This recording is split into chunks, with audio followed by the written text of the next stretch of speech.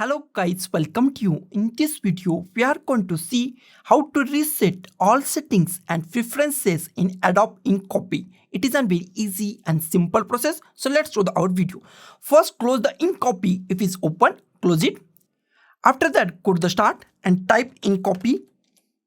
Here we find Adobe InCopy. Whenever we click on this Adobe InCopy, press the Alt, Ctrl and Shift key for the Windows user. For Windows user, after clicking on the InCopy, press Alt, Ctrl, Shift.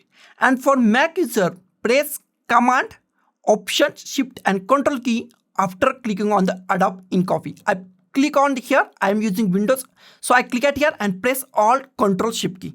I click at here and press Alt, Ctrl, Shift key, and it's asked delete InCopy preference files. Yes, I want this, so I click on the yes. And your InCopy is now starting. It's a few seconds or few minutes, so wait for a few minutes.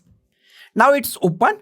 Click out here and go to the new. Click on new, and we can see it is reset all settings on our Adobe InCopy by the simplest way. So guys, thank you for watching this video. Don't forget to like, share, comment on this video, and don't forget to subscribe the channel.